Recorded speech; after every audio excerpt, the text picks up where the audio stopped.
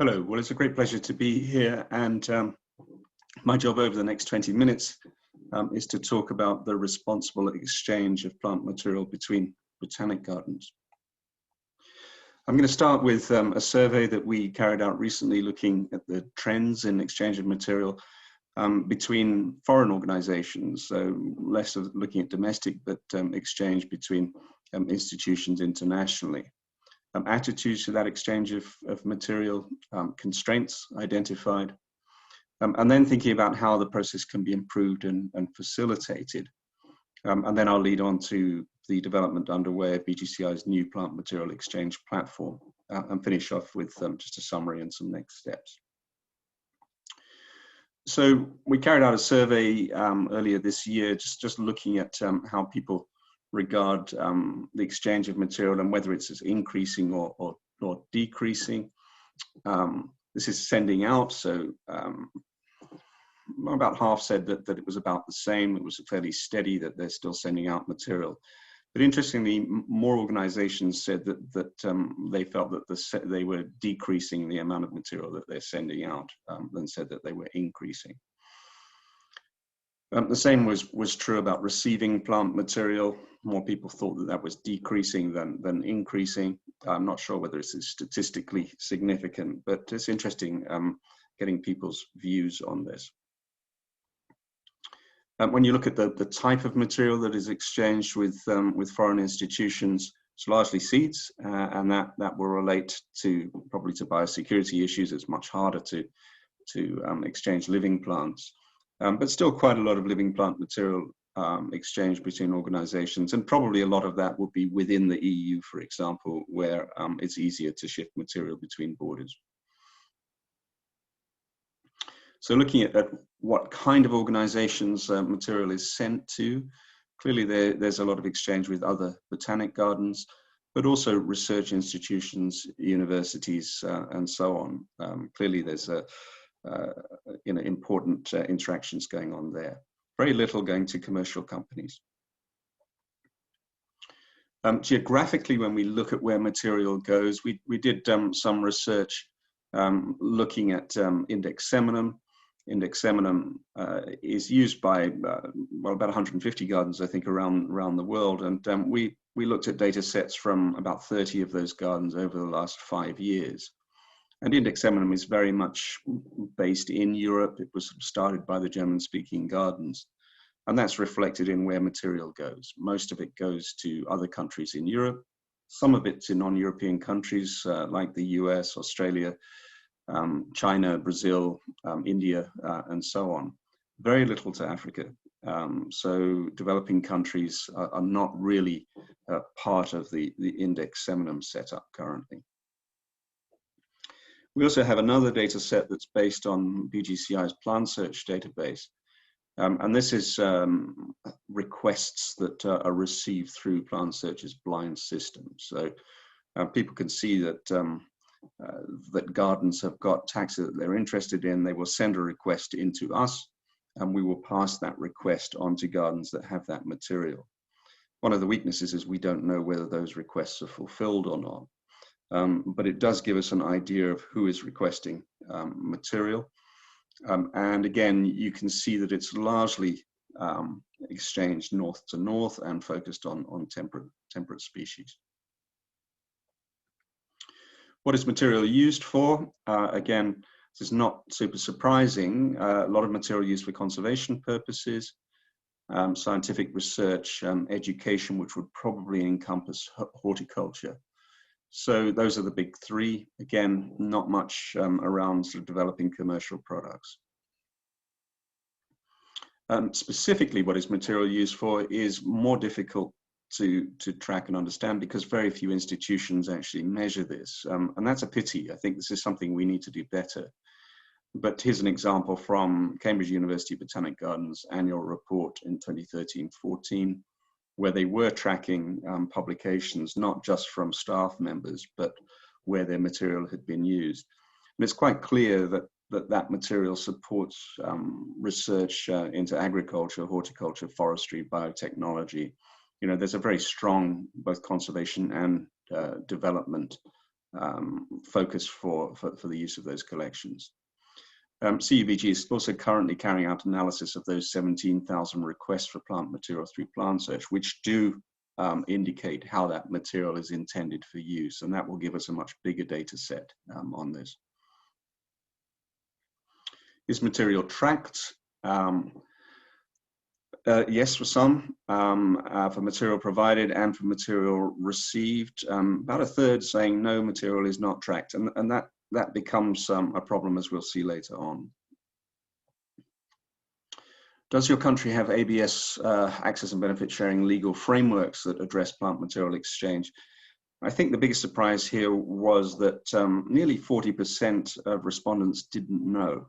And so clearly we have work to do around making sure that people who work in institutions, botanic gardens and so on, know more about their national frameworks. Much more knowledge about organizational guidelines, which one would hope would reflect national regulations. So overwhelmingly, people know about their own organization's guidelines on sharing material. And this is an interesting one. This is about perceptions. Do you perceive that international exchange of plant material is benefit to both donor and recipient? Vast majority said yes. And then more interesting still, what is your perspective on international access? Should plant material be freely accessible? And about a third say yes, it should. Or should access to plant material be regulated? And about 2/3 say that it should be regulated. I think probably one of the reasons that a third is saying it should be freely accessible, it might be to do with what that material is used for. So many people believe that material should be freely accessible to support research and conservation, not necessarily commercial use. When we look at constraints to the international exchange of plant material, it's clear that bureaucracy is the overwhelmingly highest sort of priority for people. It's become, there's a lot of paperwork, it's become complicated to exchange plant material. There's also poor knowledge of compliance requirements, as we've seen, in some cases a lack of national ABS regulations and permitting systems. Poor quality of data is cited there, lack of tracking material, and that results in a lack of trust, particularly from developing countries in compliance regulations and how those are applied. So moving to the more positive questions, what can we do to facilitate exchange of material internationally? A digital plant material exchange platform is right up the top there. Improved data with collections, streamlining the material request process, improved information on those regulations, opportunities for collaborative research. Clearly that's important to developing countries. And flagging organizations applying best practice in access and benefit sharing, biosecurity, and so on. And then effective tracking mechanisms for shared material.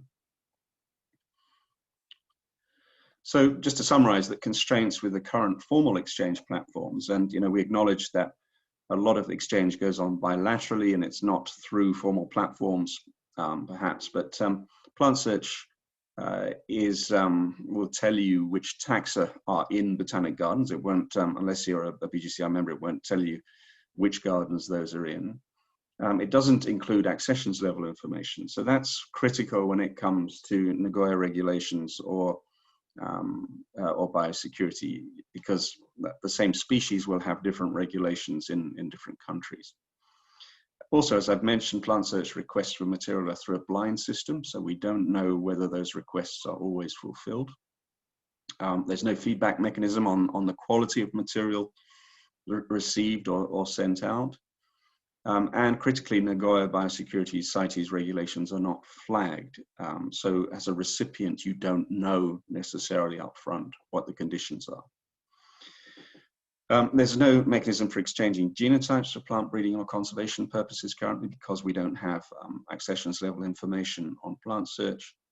And material is often not tracked when it's passed from institution to institution. That's up to the individual institutions. Index eminum is the same as plant search in the same set of constraints, and we don't know what material is used for.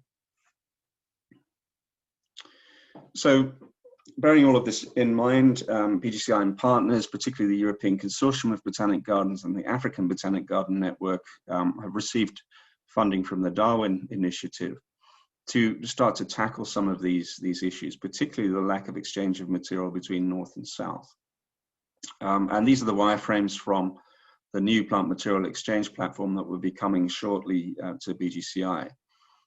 You'll come in and you get to choose a platform. And in fact, there will be 3 of these ultimately, but just 2 in the first instance. The third one will be a pedigree module, which is designed specifically for exchange of material for conservation and plant breeding purposes. And that's based on the Species 360 zoo pedigree exchange software and so on.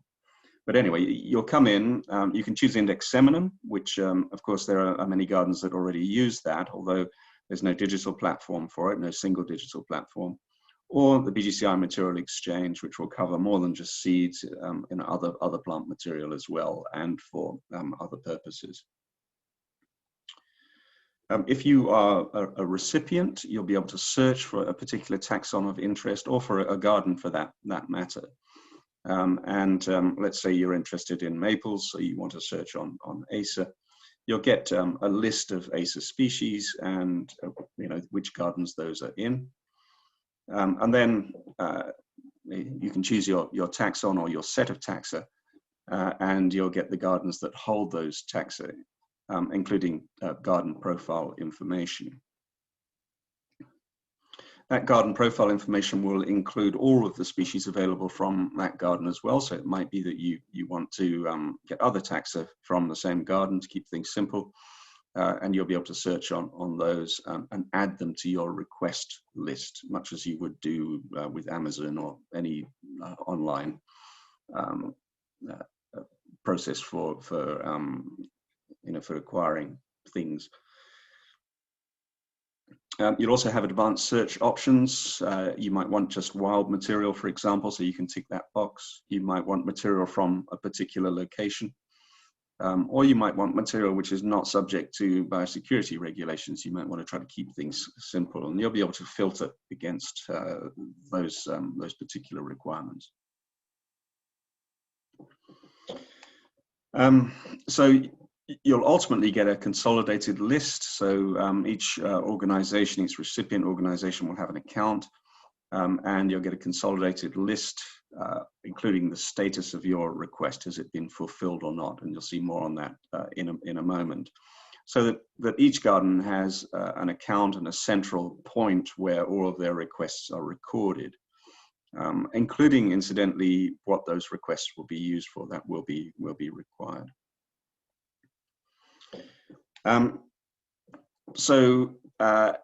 of the things, of course, that as a recipient that you will need to do is to agree to the terms of the material transfer agreement. Now, it's going to be up to gardens, the supplier gardens, to set those terms and conditions.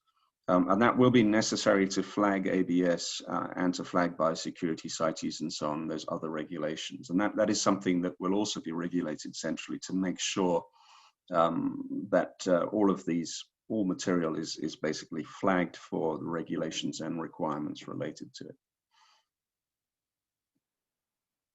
So if you're a provider, so switching from a recipient to a provider, and you want to make material available, you'll be able to upload your taxa for exchange or supply. And this is a big step forward in a sense as well, because certainly with plant search in the past, you can see that the Botanic Gardens have got material, but not that they're willing to share it. This is going to be much more proactive, and gardens will put up material that they would like to share with other gardens. So there's much more chance that they will actually do that, and material will be sent through. And of course, we'll track that. Taxonomy is obviously problematic in some cases, so it will be checked against a taxonomic backbone, which at the moment combines World Checklist and World Flora Online. And if it doesn't show up as an accepted taxon, then you'll get a query on that and be asked to review that. As a provider, you're going to get, again, an account which will list your material requests. You'll be able to mark those as fulfilled when they've been sent out. And of course, that will be reflected in the recipient's account as well. So in summary, the new platform will offer 3 exchange tools: index seminum, BGCI, and a pedigree module, which will come a little bit later. It will only be open to institutions that are registered, and it will flag ABS, biosecurity, and CITES compliance requirements. It will enable institutions to record the material sent out and requests for that material. It will enable institutions to provide feedback to suppliers as well around the quality of that material. There'll be mechanisms for messaging your supplier and so on. And it will document users and uses of material. This is really important for botanic gardens. I think having a place where your material, what it's being used for, is all documented in one place will be hugely useful to botanic gardens. They'll be able to use those data to say, this is the kind of research and conservation that our collections are supporting. Collections are expensive to maintain. We have hugely diverse collections. We need to make sure that the rationale for developing and maintaining those collections is clear to everybody, including funders. So I think this will help. We'll be using IPEN numbers to track material. That won't be obligatory for all the platforms, but that's something still to be worked out through the consultation.